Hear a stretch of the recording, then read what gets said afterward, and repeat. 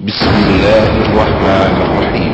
ومن أحسن قولا ممن دعا إلى الله وعمل صالحا وقال إنني من المسلمين. بسم الله الرحمن الرحيم.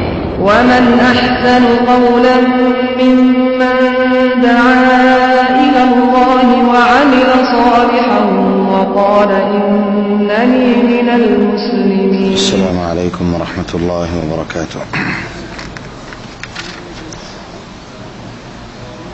إن الحمد لله والصلاة والسلام على خير خلق الله سيدنا ونبينا وحبيبنا محمد وعلى آله وصحبه ومن والاه، أما بعد، فأعوذ بالله من الشيطان الرجيم. وقل للمؤمنات يغضضن من أبصارهن ويحفظن فروجهن ولا يبدين زينتهن إلا ما ظهر منها وليضربن بخمرهن على جيوبهن ولا يبدين زينتهن إلا لبعولتهن أو آبائهن أو آباء بعولتهن أو أبنائهن أو أبناء بعولتهن أو إخوانهن أو بني إخوانهن أو بني أخواتهن أو نسائهن أو ما ملكت أيمانهن أو التابعين غير أولي الإربة من الرجال أو الطفل الذين لم يظهروا على عورات النساء وليضربن بأرجلهن ليعلم ما يخفين من زينتهن وتوبوا إلى الله جميعا أيها المؤمنون لعلكم تفلحون. اس سے پچھلے درس میں ہم نے عورتوں کے پردے کے حوالے سے کچھ گفتگو کی. آج انشاءاللہ اسی ضمن میں ہم کچھ آگے کو چلیں گے اور یہ کوشش کریں گے کہ وہ تمام رشتے جنہیں اللہ سبحانہ و تعالی نے محرم کہا ہے اور ان سے پردہ نہ کرنے کی اجازت ہے، اس بارے میں اور اس بارے میں کہ کس سے کتنا پردہ ہے اور کس سے کتنا پردہ نہیں ہے، اس بارے میں پردے کا جو لباس ہے، جلباب ہے، اس کے کیا اصول اور ضابطے ہیں، اور اس کے ساتھ کچھ اور چیزیں اس کے بارے میں گفتگو کریں گے. اللہ سے دعا ہے اللہ سبحانہ و تعالی ہمیں سمجھنے اور عمل کرنے کی توفیق عطا فرمائے. پردہ عورت کا ایک حیا، وقار اور اس کی زینت، اس کی عصمت کی نشانی. لیکن افسوس کہ آج یہ نشانی کھو دی گئی، کھس گئی. یہ نشانی آج ایک نام کی حد تک باقی، جس کے لیے آج پورا عالم کفر ایڑی چوٹی کا زور لگائے ہوئے ہے کہ وہ ممالک جہاں پر عورت کے لیے پردہ کرنا لازمی قرار دے دیا گیا ہے، ان کے خلاف تحریکیں چلائی جائیں، عورتوں کی آزادی کے نام پہ تحریکیں اور احتجاجی سیمینار کیے جائیں، اور اس کے پیچھے خود ان ممالک کی عورتیں جن کی زندگی کا صرف یہ مقصد ہے، جو پردے کے نام کو ختم کر دینے کے پیچھے صرف یہ سوچ لے کے بیٹھی ہیں کہ ہمیں آزادی میسر ہو اور معاذ اللہ ہم روڈوں کے اوپر حیوانوں کی طرح برہنہ پھریں، ہمیں کوئی پوچھنے والا نہ ہو. اسلام نے تمام ایسے رستے جو گمراہی کو، جاہلیت کو یا جاہلیت کی کسی چیز کو بھی ظاہر کرتے ہوں، اسلام نے ان کا دروازہ بند کر دیا ہے. اور یہ چیز الامر بالمعروف والنہی عن المنکر کے باب کے اندر مکمل داخل ہے کہ جہاں برائی دیکھو اسے روکو، اسے ختم کرو، اور اس کو ختم کرنے کے لیے جس حد تک جا سکتے ہو جاؤ۔ جزائے خیر کی مستحق ہے، اللہ تعالیٰ جزائے خیر دے المملکت العربیۃ السعودیہ کو اور اس کے حکمرانوں کو، کہ باوجود پوری دنیا کا پریشر، پوری دنیا کی کوششوں کے، انہوں نے اس چیز سے سودے بازی گوارا نہیں کی، اور وہ عورتیں جو ڈرائیونگ کے نام پہ آزادی چاہتی ہیں، جو پردے کے نام پہ آزادی چاہتی ہیں، ان کا رستہ بند کیے ہوئے ہیں تاکہ کہیں دنیا کو یہ موقع نہ مل جائے کہ وہ عالم اسلام کا مرکز، جہاں سے پوری عالم اسلام رہنمائی لیتی ہے، جہاں سے عالم اسلام کو رہنمائی کے دروازے اور ابواب ملتے ہیں، کہیں یہ نہ ہو کہ لوگ کہنا شروع کر دیں کہ آج وہ رہنمائی کا مرکز بھی ضائع ہو گیا، اور اس رہنمائی کے مرکز کے اندر بھی یہ کام ہونا شروع ہو گیا۔ اللہ محفوظ فرمائے، اور اللہ ان حکمرانوں کو جزائے خیر عطا فرمائے، اور انہیں استقامت عطا فرمائے کہ دنیا کی ان شرارتوں کا مقابلہ کر سکیں۔ قرآن کہتا ہے کہ مومنات کو کہو، اے میرے نبی مومنات کو کہہ دیجئے، یغضضن من ابصارہن، اپنی نظروں کو جھکا لیں، ویحفظن فروجہن، اور اپنی شرمگاہوں کی حفاظت کریں۔ اس موضوع پہ ہم نے پچھلے درس میں جو اللہ نے ہمیں توفیق دی ہم نے بات کی، آج اس موضوع کو آگے لے کے چلیں گے۔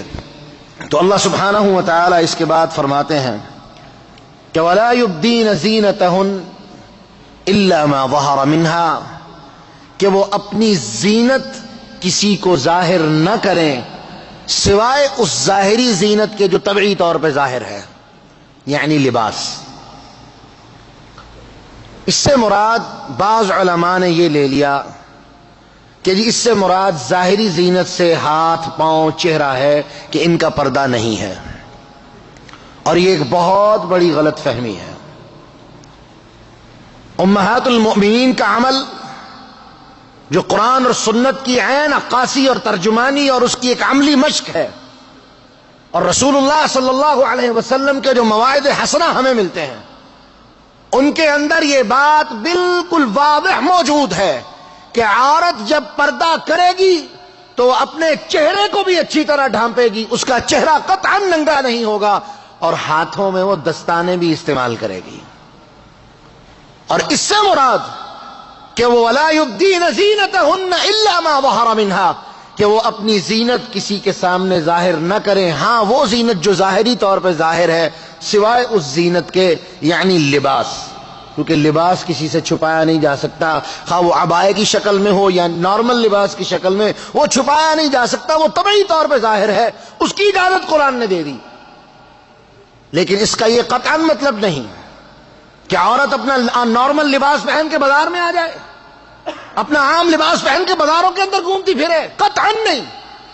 حجاب کے اندر، جلباب کے اندر اپنے آپ کو اوڑھ کے مکمل طور پہ ڈھانپ کے وہ باہر نکلے گی، ہاں اس کے بعد جو لباس ظاہر ہے اس کے عبائے کی شکل میں وہ لوگوں کے سامنے ظاہر ہو تو ہوتا رہے۔ اور اس کے بارے میں قرآن نے کہہ دیا وہ لباس اس کے لیے عزت اور شرف کا لباس ہے۔ کیوں؟ قرآن کہتا ہے ذَلِكَ أَدْنَىٰ أَن يُعْرَفْنَ فَلَا يُؤْذَيْنَ، یہ کام ان کے لیے بڑا ہی اچھا اور بہترین ہے کہ لوگ انہیں پہچان لیں، یہ شرفاء ہیں، یہ باحیا اور باکردار عورتیں ہیں، اور ان کے رستے سے ہٹ جائیں اور انہیں تکلیف نہ پہنچائیں۔ اور آج ٹویٹر کے اوپر اور فیس بک کے اوپر اور یوٹیوب کے اوپر ایک ویڈیو بڑی مشہور ہے کہ ایک عورت نیو یارک جیسے شہر میں جہاں انسانیت نام کی کوئی چیز ہمیں نظر نہیں آتی، اس شہر میں 5 گھنٹے اپنے نارمل لباس میں اور 5 گھنٹے عبایا پہن کے گھومتی ہے، اس میں اس کا چہرہ بھی ننگا ہے۔ لیکن سبحان اللہ، قرآن نے جو بات کہہ دی ذَلِكَ أَدْنَىٰ أَن يُعْرَفْنَ فَلَا يُؤْذَيْنَ، جب وہ عبایا پہن کے نکلی کسی نے اس کی طرف آنکھ اٹھا کے دیکھنا گوارا نہیں کیا، اور جب تک وہ 5 گھنٹے اپنے لباس کے اندر گھوم رہی تھی، ہر دوسرا شخص جس کے قریب سے وہ گزرتی تھی وہ اس پہ آوازیں کستا تھا، کوئی اس سے اس کا نمبر مانگ رہا ہے، کوئی اس کے ساتھ چلنے کی کوشش کر رہا ہے، کوئی اس کے ساتھ ڈیٹ مارنے کی کوشش کر رہا ہے۔ یہ تمام کے تمام جاہلیت کے کام ہیں، ان کو اسلام نے منع کر دیا۔ اور قرآن نے کیا کہا؟ میرے نبی کی بیویوں کو کیا کہا؟ میرے نبی کی بیویوں وقرن فی بیوتکن، گھروں میں بیٹھ جاؤ، اپنے گھروں میں قرار پکڑو. یہ حکم خاص طور پہ نبی کی بیویوں کے لیے اور عام طور پہ ہر مومنہ عورت کے لیے ہے کہ وہ اپنے گھر بیٹھے. جب تک اس کو کوئی کام نہیں، با مقصد عمل نہیں، تب تک وہ گھر کی دہلیز سے باہر نہ نکلے. اور اگلی بات جو کہی، وَلَا تَبَرَّجْنَ تَبَرُّجَ الْجَاهِلِيَّةِ الْأُولَى، وہ جاہلیت کے کام جو جاہلیت کے زمانے میں عورتیں کرتی تھیں، اس کی آگے تفصیل آئے گی انشاءاللہ. ایسے تمام کاموں سے تمہیں قرآن منع کر رہا ہے. میں اللہ تمہیں منع کر رہا ہوں، تم نے ایسے کاموں کے قریب بھی نہیں جانا. لیکن آج سبحان اللہ قرآن کی اس حقانیت کو اہل یورپ اور اہل امریکہ بھی تسلیم کرتے ہیں، لیکن ہماری ماں بہن اور بیٹی کیا چاہتی ہے کہ نہیں معاذ اللہ مجھے عبائے اور برقعے اور حجاب کے قید خانے میں مجھے قید کر دیا گیا ہے. جب تک میں اس قید خانے سے باہر نہیں نکلوں گی معاذ اللہ میری زندگی بہتر نہیں ہو سکتی. یہ تیری حفاظت ہے جو تیرے رب نے تجھے عطا کی ہے. اور جان لے جب تو اپنے رب کی دی ہوئی حفاظت کو تسلیم نہیں کرتی تو رسول اللہ صلی اللہ علیہ وسلم دعا کیا کرتے تھے، اللہم لا تکلنا الی انفسنا طرفۃ عین. اللہ ہمیں ہمارے معاملے اپنے سپرداری میں لے لے. ہم تیری سپرد اپنے معاملوں کو کرتے ہیں، کیونکہ اللہ اگر تو نے ایک آنکھ جھپکنے کے برابر بھی ہمیں ہمارے سپرد کر دیا، ہم ذلیل اور رسوا ہو جائیں گے، تباہ اور برباد ہو جائیں گے. اور یہ تباہی اور بربادی چاہتی ہے. یہ چاہتی ہے کہ میں وہ طریقہ اختیار کروں جو جاہلیت کا طریقہ ہے. جب یہ جاہلیت کے طریقوں کو اپنانا چاہتی ہے، مطلب یہ کہ اس کو اللہ کا طریقہ پسند نہیں، نتیجہ کیا ہوگا؟ اللہ اس کو اس کی سپرداری میں دے دے گا اور پھر یہ ذلیل ہوگی اور رسوا ہوگی اور برسر بازار اس کا مذاق اڑایا جائے گا. اور آج ایسا ہوتا ہے. تو قرآن کہتا ہے وَلَا يُبْدِينَ زِينَتَهُنَّ إِلَّا مَا ظَهَرَ مِنْهَا، اس کی زیب و زینت وہ کسی کے لیے ظاہر نہ کرے سوائے اس کے کہ جو طبعی طور پہ ظاہر ہے. کس کے لیے؟ وَلَا يُبْدِينَ زِينَتَهُنَّ إِلَّا وَلْيَضْرِبْنَ بِخُمُرِهِنَّ عَلَى جُيُوبِهِنَّ. یہ حکم عام ہے. ہماری عورتیں کیا کرتی ہیں؟ گھروں میں گئیں اور یہ سمجھا جاتا ہے، یہ غلط فہمی میں آج کلیئر کر دوں، یہ سمجھا جاتا ہے کہ جب وہ گھر میں گئیں بھائی سے کوئی پردہ نہیں، باپ سے کوئی پردہ نہیں، بہن سے کوئی پردہ نہیں، نتیجہ اپنے پورے جسم کو اپنے عام لباس میں وہ آ جاتی ہے، اس کا سر بھی ننگا، اس کا سینہ بھی ننگا، ہر چیز ننگی. قرآن کہتا ہے وَلْيَضْرِبْنَ بِخُمُرِهِنَّ عَلَى جُيُوبِهِنَّ، اپنی اوڑھنیوں کو اپنے سینوں پہ لے کے رکھو. باپ سے پردہ صرف چہرے کا نہیں ہے، بھائی سے پردہ صرف چہرے کا نہیں ہے، باقی جسم کے وہ تمام کے تمام اعضاء جو اللہ سبحانہ و تعالی نے اس کے لیے اور اس کے خاوند کے لیے خاص کر دیے ہیں کہ وہ اپنے صدر کو اور اپنے ان تمام اعضاء کو جو اس کی خوبصورتی یا کسی مرد کی توجہ کا سبب بن سکتے ہیں، وہ صرف اللہ نے اس کے خاوند کے لیے حلال کیے ہیں. اس کے علاوہ قطعاً کسی کو اجازت نہیں کہ وہ انہیں ظاہر کرے یا ان کی طرف کوئی دیکھے. لازم کر دیا وَلْيَضْرِبْنَ بِخُمُرِهِنَّ عَلَى جُيُوبِهِنَّ، وہ اپنے گریبانوں کے اوپر اوڑھنیوں کو لے کے رکھے تاکہ ان کے سینے کو ظاہریت نہ ملے. آج کی عورت گھر تو بڑی دور کی بات ہے، جب بازار نکلتی ہے، فنکشنوں میں جاتی ہے، اپنے رشتہ داروں کے ہاں جاتی ہے، نکلتی تو با پردہ ہو کے ہے. لیکن آج کے دور کے جو یہ عبائے اور برقعے ہیں، استغفر اللہ، یہ پردے کے نام پہ بھی ایک مذاق بن چکے ہیں. وہ عبایا تو پہنا ہے لیکن اس عبائے سے جسم کے تمام خطوط واضح ہیں. سبحان اللہ، یہ تو نے پردہ نہیں کیا بلکہ پردے کے ساتھ مذاق کیا ہے. اور یہ وہ مذاق ہے جس کے بارے میں محمد الرسول اللہ صلی اللہ علیہ وسلم نے فرمایا رب قاصیات عاریات، کئی عورتیں ایسی ہوں گی جو ظاہراً لباس تو پہننے والی ہوں گی، حقیقت میں وہ ننگی ہوں گی. مائلات، ان کا مقصد کیا ہوگا کہ وہ لوگوں کو اپنی طرف مائل کرنا چاہتی ہوں گی. ممیلات، لوگ ان کی طرف مائل ہونے والے ہوں گے. اور یہ فطرت ہے جو اللہ سبحانہ و تعالی نے مرد اور عورت کے درمیان واقع کر دی، بنا دی، قائم کر دی.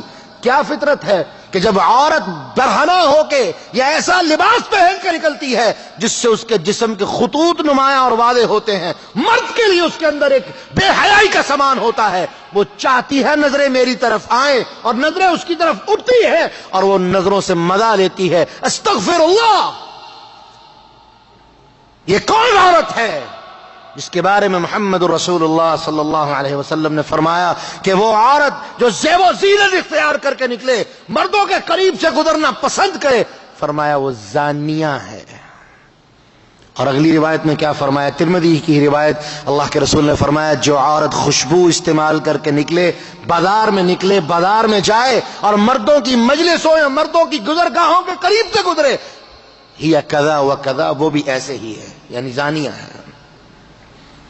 آج یہ چیز عام ہو چکی ہے، اور اللہ کے رسول نے عورت کی خوشبو کیا بیان کی کہ عورت کی خوشبو وہ ہے ما ظہر لونہ وخفی ریحہ، جس کے اندر خوشبو واضح ہو اور اس کے اندر دے دیں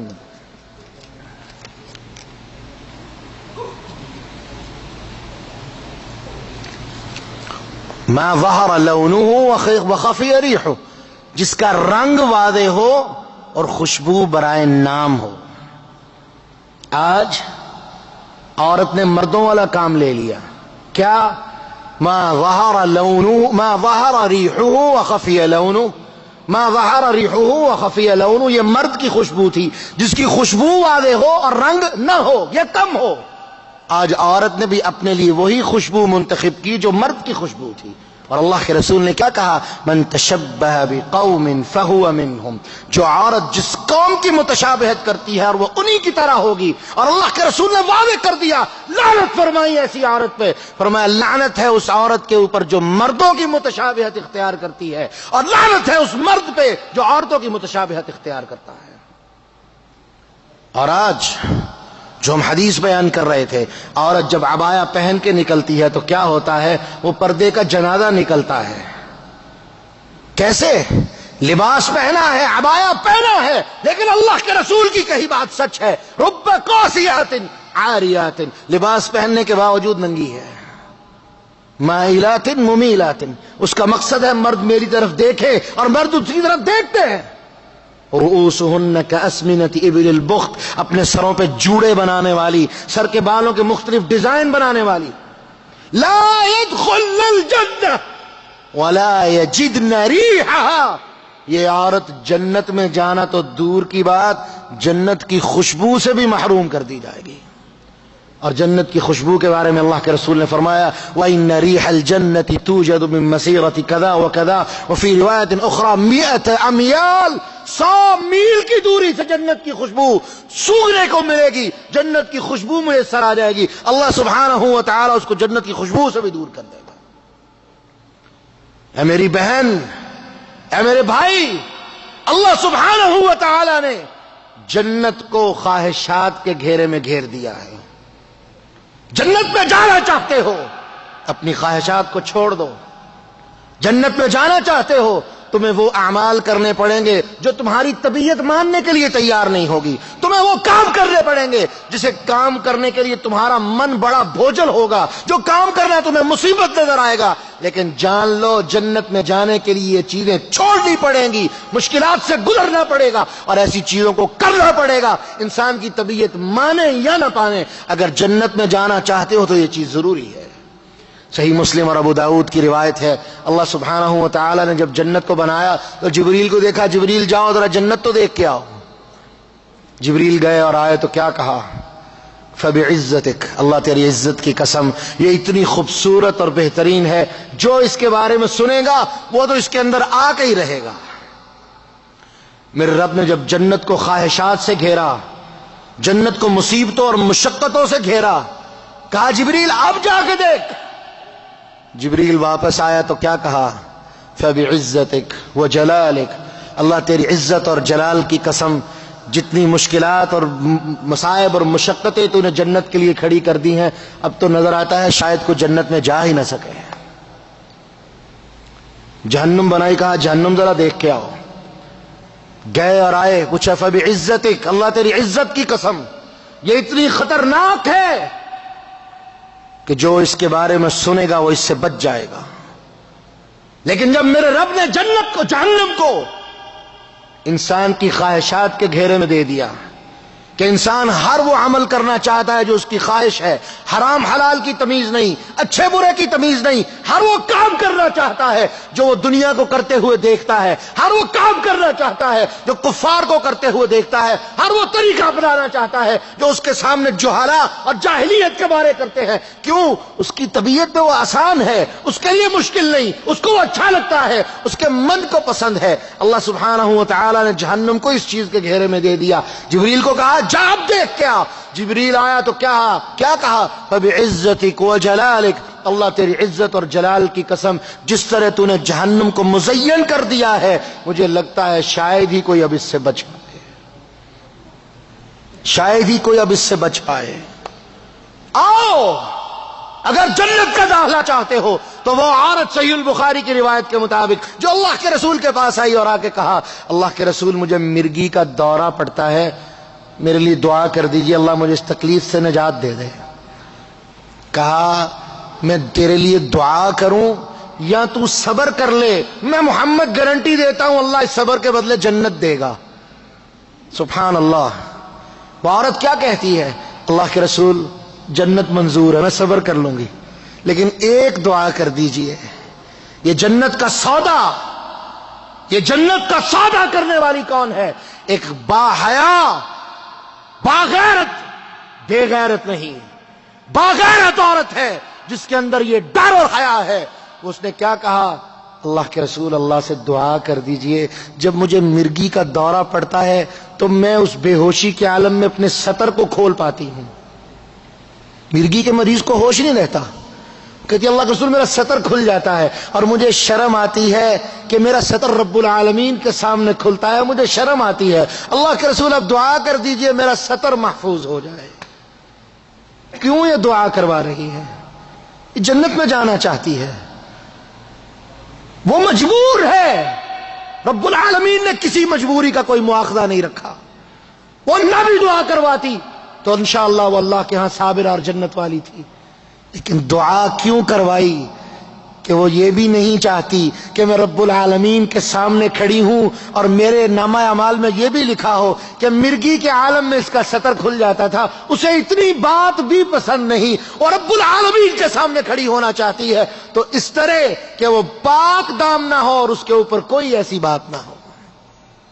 یہ ہے مومنات، یہ ہے طیبات، یہ ہے طاہرات جو اپنے دامن کو پاک کرنے والی ہیں، اللہ سے ڈرنے والی ہیں اور کائنات میں سب سے زیادہ اللہ کا حیا کرنے والی ہیں. تو قرآن نے کیا کہا؟ وَلْيَضْرِبْنَ بِخُمُرِهِنَّ عَلَى جُيُوبِهِنَّ، اپنے سینوں پہ اپنی اوڑھنیاں اوڑھ کے رکھو. یہ تمہارے لیے جائز نہیں ہے کہ تم اپنے سینے کھول کے رکھو، صرف تمہارے شوہروں کے لیے یہ لائق ہے. اور اس کو اللہ کے رسول نے جاہلیت کے کام کہا. پچھلے درس میں نے روایت بیان کی، پھر روایت بیان کرتا ہوں. اللہ کے رسول نے دیکھا کہ صحابیات مردوں کے درمیان میں چلنا پسند کرتی تھی، سینہ تان کے چلنا پسند کرتی تھی. اللہ کے رسول نے منع کر دیا، فرمایا نا یہ جاہلیت کی چلن ہے، ہٹ جاؤ، رستے کے درمیان میں نہیں چلنا، سائیڈوں پہ چلو. اور صحابیات اس کے بعد سائیڈوں پہ اتنا لگ کے چلتی تھی کہ دیواروں کے ساتھ گھسٹ گھسٹ کے ان کے کندھوں سے کپڑا تک گھسڑا ختم ہو جاتا تھا. ڈرنے والی ہیں اللہ سے. تو کیا کہا؟ وَلْيَضْرِبْنَ بِخُمُرِهِنَّ عَلَى جُيُوبِهِنَّ، اپنی اوڑھنی اپنے سینوں پہ اوڑھ کے رکھو، گریبانوں پہ اوڑھ کے رکھو، تمہاری زیب و زینت ظاہر نہیں ہونی چاہیے.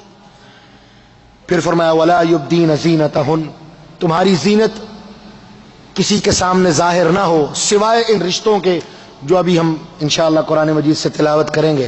اور اس سے مراد، زینت سے مراد جیسے میں نے ابھی کہا، چہرہ، ہاتھ، پاؤں، بس یہ لباس. اور یہاں پر خاص طور پہ تنبیہ ہے کہ جہاں جوائنٹ فیملی سسٹم ہے، خطرناک سسٹم ہے.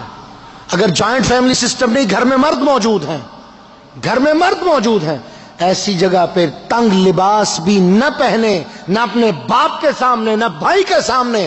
یہ پھر وہ چیزیں ہیں جو شوہر کے لیے خاص ہیں. اگر وہ اکیلی شوہر کے گھر میں رہتی ہے تو وہ یہ کام کرے گی.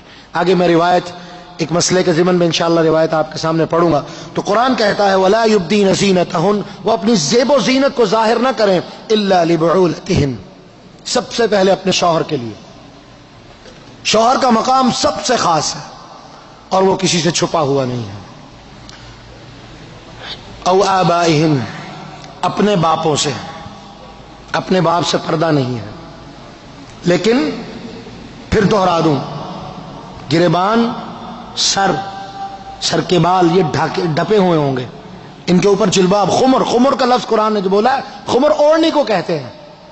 جس طرح آج بعض عورتیں آپ نے دیکھا ہوگا عمرے پہ جاتی ہیں، یہ مسئلہ بھی ضمن مجھے یاد آ گیا، یہ ابھی بات کر لیں پھر آگے چلتے ہیں. جو ایک اسکارف سے سر پہ اوڑھ لیتی ہیں، اس کو کہہ سکتے ہیں آپ اوڑھنی ہیں. یہاں پر ایک ضروری مسئلہ، عورتیں عمرے پہ جاتی ہیں، حج پہ جاتی ہیں، اور عائشہ رضی اللہ عنہا کی روایت کو بنیاد بنا کے بعض جاہل لوگ، مجھے لفظ بولتے ہوئے بڑی تکلیف ہو رہی ہے لیکن حقیقت ہے کہ بعض جاہل لوگ ان کے دماغ میں یہ بات ڈال دیتے ہیں کہ معاذ اللہ حج اور عمرے میں پردہ نہیں ہے، بالاولا پردہ ہے. وہ استدلال کس بات سے کرتے ہیں؟ سیدہ عائشہ رضی اللہ عنہا بیان کرتی ہیں جب ہم حجۃ الوداع کے موقع پر تھیں تو ہم بالکل سائیڈ پہ رہ کے چلتی تھی، آخر پہ. اگر اچانک کوئی مرد ہمارے پاس سے گزرتا فارخن الحجاب، ہم اپنے حجاب کو اپنے چہروں پہ فوراً گرا لیا کرتی تھی. اس سے کچھ لوگوں نے استدلال لے لیا، عقل ماری گئی کہ دیکھیں جی وہ نارملی تو پردہ نہیں کر رہی تھی، جب اچانک مردوں کو دیکھا تو پردہ کر لیا. ایک لمحے کے لیے ان کے اس جاہلانہ استدلال کو ہی مان لیا جائے.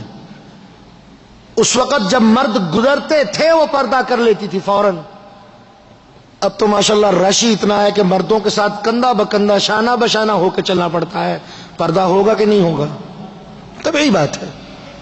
لیکن اس سے ہٹ کے دوسری طرف چلیں، جیسے پچھلے درس میں نے بیان کیا، سیدہ عائشہ رضی اللہ عنہا نے اپنی لونڈی پہ لعنت کی. کیوں؟ کہا تم مردوں کے اندر غلط ملت ہو گئے اور مردوں کے اندر سے گزر کے جا کے حجر اسود کا بوسہ لے رہی تھی، اللہ کی تجھ پہ لعنت ہو. تیرے لیے بہتر تھا کہ تو دور سے رہ کے حجر اسود کا استلام کرتی اور اپنے آپ کو، اپنے دامن کو مردوں کے ساتھ اختلاط سے، مردوں کے ساتھ میل جول سے بچا کے رکھتی. اس سے بات واضح ہوئی کہ حج اور عمرے کا جب عورت احرام باندھے گی پردہ ضروری ہے، چہرے کو ڈھانپنا ضروری ہے. یہ غلط فہمی ہے کہ جی پہلے کا کوئی پردہ نہیں. یہاں تک کہ شیخ ابن الباز رحمہ اللہ فرمایا کرتے تھے ایسے ناک کے ساتھ اچھی طرح کپڑا لگ بھی جائے، اچھی طرح مس بھی ہو جائے تو بھی اس کے احرام کے اوپر کوئی فرق واقع نہیں ہوگا. پردہ ضروری ہے، قطعاً کوئی مت سمجھے کہ وہاں پردہ نہیں ہے. تو قرآن نے رشتے بیان کیے، شوہر سے، اپنے باپ سے، او آبائی بعولتہن، اپنے سسر سے بھی پردہ نہیں. او ابنائہن، اپنے بیٹوں سے کوئی پردہ نہیں ہے. او ابناء بعولتہن، اپنے شوہر کے بیٹوں سے بھی کوئی پردہ نہیں ہے. آج معاذ اللہ کچھ مائیں اپنے بچوں کے سامنے زیادہ بچپن ان کا سمجھ کے استغفر اللہ ثم استغفر اللہ، بعض مائیں اپنے بچوں کے سامنے برہنہ ہونے کی کوشش بھی کرتی ہیں. بالکل غلط بات ہے، قطعاً یہ جائز نہیں. قرآن نے حکم دے کے منع کر دیا. اپنے بچوں سے پردہ نہیں، لیکن جو مخصوص جگہ قرآن نے ڈھانپنے کا حکم دیا ہے وہ ڈھانپ کے رکھنی پڑیں گی ہر حال کے اندر. پھر فرمایا او اخوانہن، اپنے بھائیوں سے کوئی پردہ نہیں ہے. او بنی اخوانہن، بھائی کے بیٹوں سے کوئی پردہ نہیں ہے. او بنی اخواتہن، بہن کے بیٹوں سے کوئی پردہ نہیں ہے. یہاں پر قرآن نے ضمناً نام تو نہیں لیا چچا اور ماموں کا، چچا اور ماموں کا نام نہیں لیا، لیکن ان سے بھی پردہ نہیں ہے. کیوں؟ بھتیجے اور بھتیجی کا ذکر آ گیا تو اسی ضمن میں چچا اور ماموں بھی اس کے اندر داخل ہیں. لیکن پھوپھا سے پردہ ہوگا، پھوپھا سے پردہ ہوگا. اس کے بعد جو خالہ کا شوہر ہے خالو، اس سے پردہ ہوگا. کیوں؟ یہ رشتے قریبی نہیں ہیں جن کو محرم مانا جائے، اس لیے ان سے پردہ ہوگا. اس کے بعد او نسائہن، عورتوں سے عورتوں کا کوئی پردہ نہیں ہے. اس چیز کو لے کے بڑی غلط فہمی پھیلی اور آج کی عورتیں معاذ اللہ ثم معاذ اللہ عورتوں کے سامنے جا کے قطعاً شرم اور حیا محسوس نہیں کرتی. رسول اللہ صلی اللہ علیہ وسلم نے منع فرما دیا. آپ نے فرمایا کوئی عورت کسی عورت کے ساتھ بستر میں نہ لیٹے، کوئی عورت کسی عورت کے سامنے برہنہ نہ ہو، کوئی عورت کسی عورت کو قریب سے یعنی اس کو بے لباس ہوتے ہوئے یا مختصر لباس میں بھی مت دیکھے. کیوں؟ یہ فطرت ہے، جب وہ دیکھے گی تو اپنے شوہر کو جا کے بیان کرے گی. فرمایا میں تمہیں منع کرتا ہوں کہ کوئی عورت کسی دوسری عورت کے سامنے اس طرح کی حالت میں مت آئے. جو آئے گی اور ایسا کرے گی اللہ کی اس پہ لعنت ہے. اور آج یہ کام عام ہو چکا ہے. عورتیں سمجھتی ہیں عورتوں کے سامنے جا کے جو مردی کر لیں. قطعاً ایسا نہیں ہے. وہاں پر بھی حدود اور قیود ہیں کہ عورت کے سامنے جا کے بھی اپنے گریبان کو ڈھانپ کے رکھے گی، اپنے سطر کو ڈھانپ کے رکھے گی، قطعاً اس کے سامنے ظاہر نہیں کرے گی. اور ایک عورت آئی اللہ کے رسول کے پاس، جو حیا کی بات میں نے کہا آگے چل کے کرتا ہوں. اس نے کہا اللہ کے رسول اگر میں شوہر کے گھر میں ہوں تو کیا کروں؟ فرمایا جو تیرا شوہر چاہے اس طرح زیب و زینت اختیار کر. ماں باپ کے گھر میں ہوں تو کیا کروں؟ فرمایا ماں باپ کے گھر میں جو پردے کی حدود اور قیود ہیں، میں حدیث کا مفہوم بیان کر رہا ہوں، ابو داؤد کی روایت ہے، ابن کثیر میں بھی ہے، دیکھ سکتے ہیں. ماں باپ کے گھر میں جو حدود اور قیود ہیں جو اللہ سبحانہ و تعالیٰ نے بیان کی ہے ان کو فالو کرو. اور فرمایا اگر میں گھر میں اکیلی ہوں تو پھر کیا کروں؟ فرمایا تمہارے رب کا سب سے زیادہ حق ہے کہ تم اپنے رب کی شرم اور حیا کرو. اس لیے یہ مت سمجھو کہ تم گھر میں اکیلی ہو، جس طرح چاہو تم چلتی پھرو. سب سے زیادہ اللہ کی حیا ہے، اللہ سے حیا کرو اور اپنے آپ کو چھپا کے اور پردے کے حالت میں رکھو. اور اللہ کے رسول صلی اللہ علیہ وسلم نے کیا فرمایا؟ فرمایا عورت کی بہترین نماز اس کی مسجد کی نماز کی نسبت گھر میں بہترین ہے. اور فرمایا وہ عورت جو گھر کے صحن میں نماز پڑھتی ہے اس عورت سے اس عورت کی نماز اچھی ہے جو کمرے کے اندر چھپ کے نماز پڑھتی ہے. کیوں؟ فرمایا عورت جتنا پردے میں چھپ کے اللہ کی عبادت کرے گی وہ اتنی اللہ کے لیے پسندیدہ ہے. پھر فرمایا او ما ملکت ایمانہن، لونڈیوں سے پردہ نہیں ہے، یا جو غلام ہیں جو گھروں میں بار بار آنے جانے والے ہیں ان سے بھی پردہ نہیں ہے. لیکن شرط وہی ہے، سطر نہیں کھولے گا، گریبان ننگا نہیں ہوگا، سر کے بال ننگے نہیں ہوں گے، لباس تنگ نہیں ہوگا. اب التابعین غیر اولی الاربۃ من الرجال، وہ مرد جو اتنے بوڑھے ہو چکے ہیں کہ جن کے اندر عورت کی کوئی حاجت اور خواہش باقی نہیں رہی، وہ اگر گھروں میں چلے جائیں اور ان کے سامنے عورتیں ایسے ہی آ جائیں بغیر خاص پردہ کیے تو ان کے لیے بھی جائز ہے کہ ان کے سامنے ایسے آیا جا سکتا ہے، بہت بوڑھے یا بہت بچے. اور اگلی بات یہاں پر جو سوال پیدا ہوتا ہے کہ عورت کتنی عمر کے بچے سے پردہ شروع کرے گی؟ قرآن مجید میں اللہ سبحانہ و تعالی فرماتے ہیں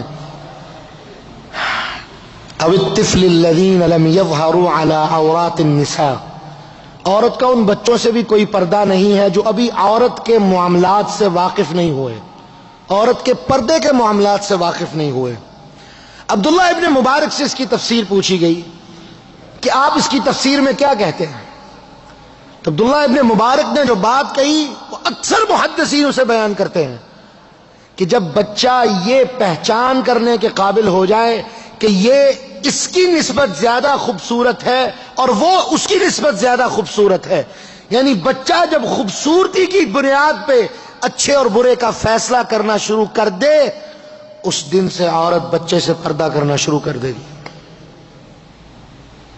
اس دن عورت بچے سے پردہ کرنا شروع کر دے گی. کیوں؟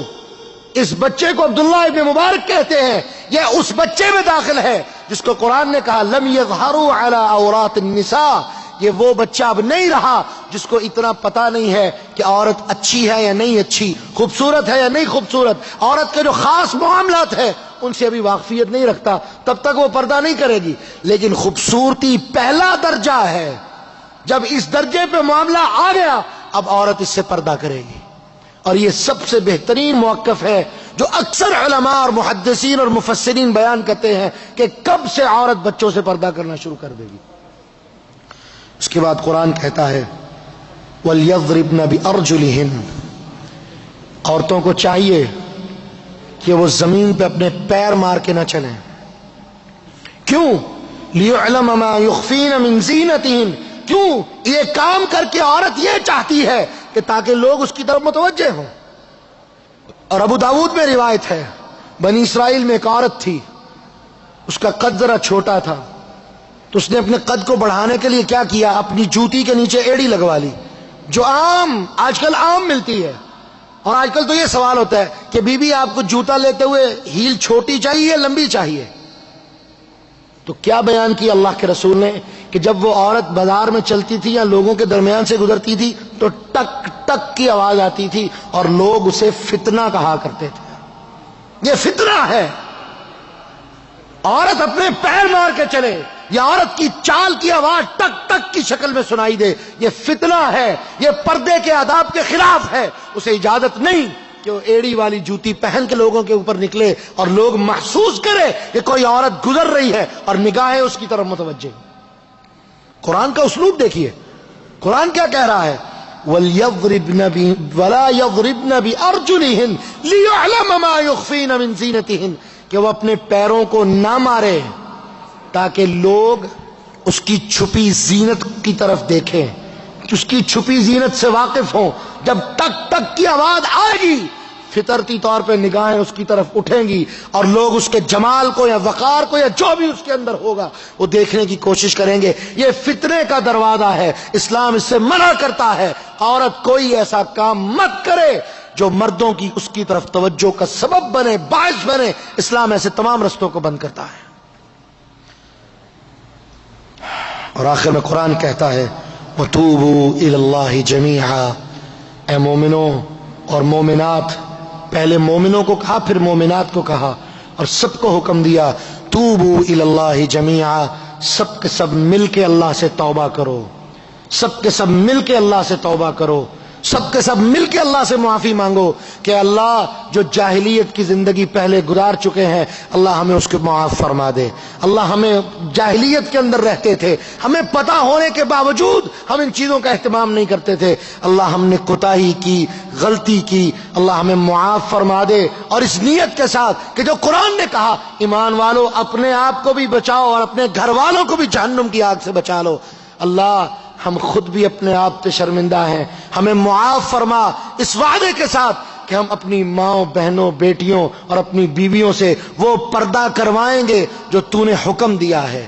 اللہ ہم وہ پردہ کرنے کے لیے انہیں مجبور کریں گے جو تو نے حکم دیا ہے۔ کیوں کہ اللہ نہ میں اپنے لیے چاہتا ہوں میں جہنم میں جاؤں، اور نہ میں اپنے ماں نہ اپنی بہن کے لیے چاہتا ہوں، نہ بیوی کے لیے چاہتا ہوں، نہ ماں کے لیے چاہتا ہوں، نہ بیٹی کے لیے چاہتا ہوں کہ ان میں سے کوئی بھی جہنم میں جائے۔ اللہ ہم سب کو معاف فرما دے، ہم تجھ سے توبہ کرتے ہیں، اور اللہ ہمیں توفیق دے کہ جس طرح تیرا قرآن کہتا ہے، جس طرح تیرے رسول کی سنت نے ہمیں بتایا، جس طرح ازواج مطہرات مومنات طیبات نے ہمیں اپنی سیرت سے پردہ کر کے دکھایا، اللہ ہمیں ایسا پردہ کرنے کی توفیق عطا فرما۔ تو قرآن کہتا ہے اگر تم کامیاب ہونا چاہتے ہو تو سب کے سب مل کے اللہ سے توبہ کرو۔ سب کے سب مل کے اللہ سے توبہ کرتے ہیں کہ اللہ ہمیں معاف فرما دے، اللہ ہماری ان کوتاہیوں کو معاف فرما دے، ہمیں حیا عطا فرما، اللہ ہماری بہنوں کو، بیٹیوں کو، بیویوں کو، ماں کو شرم اور حیا عطا فرما، انہیں اخلاق اور حیا کے اس مقام پہ فائز فرما جو تو چاہتا ہے، جو تو نے عورت کا وقار بنایا ہے، جو تو نے عورت کو ایک فطرتی حیا عطا فرمائی ہے، اللہ ان سب کو اس اخلاق پہ فائز فرما۔ اور آخر میں ایک چیز جو میں بھول گیا، جہاں جوائنٹ فیملی سسٹم ہے ان گھروں میں خاص طور پہ جو دیور ہے، دیور یعنی شوہر کا چھوٹا بھائی جسے ہم دیور کہتے ہیں، اور جیٹھ جو بڑا بھائی ہو، عورت ان سب سے بھی پردہ کرے گی۔ اور رسول اللہ صلی اللہ علیہ وسلم سے پوچھا گیا اللہ کے رسول ارائیت الحم، دیور سے پردے کے بارے میں کیا حکم ہے؟ فرمایا حم الموت، یہ موت ہے۔ کیوں؟ وہ گھر کی چار دیواری کے اندر رہنے والا ہے، جسے گھر کے اندر آنے جانے کے لیے پوچھنے کی ضرورت نہیں، اجازت کی ضرورت نہیں، سب سے خطرناک رشتہ ہے۔ تو فرمایا عورت اس سے پردہ کرے گی، عورت اس کے سامنے آنے سے بچے گی، اور اگر سامنے آئے گی تو اپنے آپ کو اس طرح محفوظ کر کے جس طرح وہ غیر محرم سے پردہ کرتی ہے، جس طرح وہ غیر مرد سے پردہ کرتی ہے، وہ بھی اس کے لیے غیر ہے، اس سے بھی اسی طرح پردہ کرے گی اور اس کے سامنے آنے سے بچے گی، اور اگر آنا پڑے تو اس سے اسی طرح پردہ کر کے اس کے سامنے۔ جو ہمارے معاشرے میں کہا جاتا ہے نہیں جی یہ تو میری بہن ہے، میں نے اس کو بہن بنا رکھا ہے۔ میرے بھائی، میں نے پچھلے درس میں بات کی تھی جن کے اوپر قرآن نازل ہوا تھا وہ کائنات کی بہترین ہستیاں تھیں، کائنات کی اعلیٰ ترین ہستیاں تھیں، اور وہ لوگ تھے جن کو اللہ سبحانہ و تعالی نے محمد الرسول اللہ صلی اللہ علیہ وسلم کے ساتھ کے لیے خود چنا تھا۔ اور وہ لوگوں کی زندگیاں، قرآن سب سے پہلے ان کی زندگیوں میں آیا، سب کی نظروں میں حیا تھا، سب کی نظروں میں شرم تھی، لیکن قرآن نے پھر بھی کیا کہا؟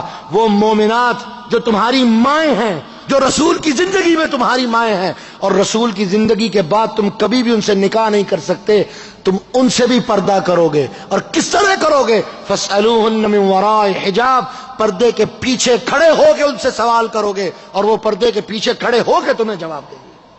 تمہارے اپنی زبان سے کہہ کے رشتہ داریاں قائم کرو، وہ قرآن نے رشتہ داری قائم کی ہے، اور اس کے بعد بھی قرآن نے کہا ہے وہ ماؤں جیسی ہیں لیکن پردہ کرنا پڑے گا، وہ بہنوں جیسی ہے لیکن پردہ کرنا پڑے گا، تجھے اس سے پردہ کرنا پڑے گا، اسے تجھ سے پردہ کرنا پڑے گا۔ اس لیے یہ تمام حیلے اور بہانے یہ اللہ کے ہاں ان کی کوئی حیثیت نہیں ہے۔ اللہ سے دعا ہے اللہ ہم سب کو سمجھنے کی اور عمل کرنے کی توفیق عطا فرمائے۔ آج کچھ درس تھوڑا سا لمبا ہو گیا ہے، لیکن چونکہ موضوع مکمل کرنا چاہتا تھا اس لیے الحمدللہ آج یہ پردے کا موضوع مکمل ہو گیا۔ آئندہ درس میں نکاح، اس کی فضیلت، اس کے معاملات، مسائل، اس کے بارے میں گفتگو کریں گے۔ اور اب انشاءاللہ جوید بھائی 3 زیادہ ہو گیا، 5 منٹ میں کر لیں، سوال لے رہے ہیں آپ سے، ایک سوال جوید بھائی کرنا چاہتے ہیں تو وہ بھی انشاءاللہ کریں گے۔ اسی موضوع سے ہے جی، کہ آج معاشرے میں یہ ہو رہا ہے کہ عورت اور آدمی ہاتھ ملاتے ہیں، مسلمانوں کے چچا جات بھائی اور ماموں جات بھائی ایک دوسرے سے لڑکیاں اور آدمی ہاتھ ملا رہے ہیں، شاید میں اس طرح کیا ہوتا ہے، اللہ اکبر۔ یہ بات دیکھی جا رہی ہے اس ٹائم، دیکھیں، اس کی مبارکباد دینا اس میں جی بالکل، دیکھیں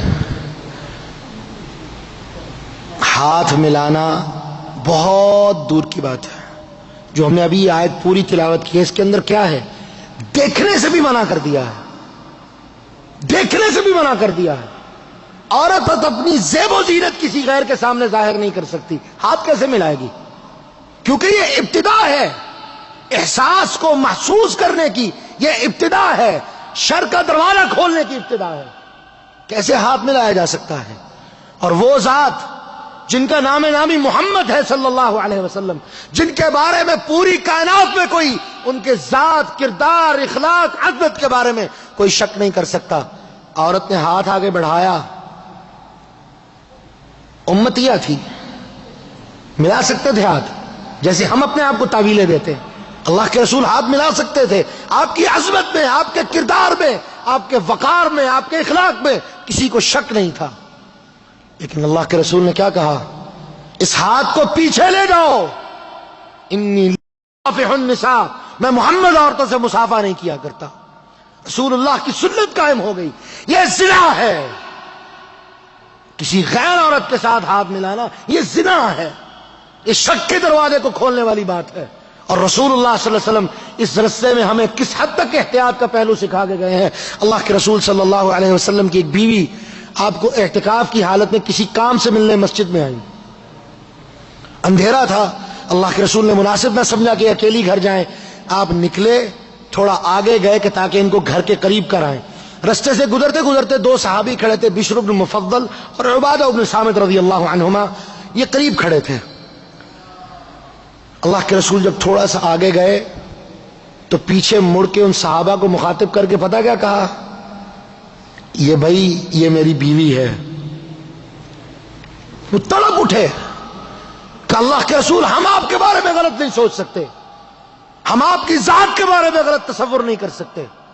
فرمایا تم غلط تصور نہیں کر سکتے، لیکن شیطان تمہارے نفس میں خون کی طرح گردش کر رہا ہے، اور اسے اللہ سبحانہ و تعالیٰ نے اتنی طاقت دی ہے کہ وہ تمہارے دماغ اور دل میں کوئی غلط سوچ پیدا کر سکتا ہے۔ میں محمد اتنا بھی نہیں چاہتا کہ تم میرے بارے میں اور اسی طرح مومنات کے بارے میں ایک لحظہ بھی غلط سوچو۔ دروازہ ہی بند کر دیا۔ اب جب ہاتھ ملائیں گے کسی غیر عورت سے تو کیا آئے گا دماغ میں؟ کوئی اچھا خیال آئے گا؟ شیطانیت کا پورا دروازہ کھل جائے گا۔ اللہ کے رسول صلی اللہ علیہ وسلم، اسلام اس کی اجازت نہیں دیتا، یہ حرام ہے، یہ حرام ہے، یہ زنا ہے، زنا کا ایک درجہ ہے، اور ہم نے اس سے بچ کے رہنا ہے۔ اللہ ہمیں اس سے بچنے کی توفیق عطا فرمائے. سگے بھائی بہن بھائی بہن آپس میں جیسے بہن نے بات کی ابھی, بھائی بہن کے سامنے سطر نہیں کھلے گا, لیکن بھائی بہن آپس میں ہاتھ ملا سکتے ہیں, اس کے اندر کوئی ممانعت نہیں ہے. وآخر دعوانا ان الحمد للہ رب العالمین.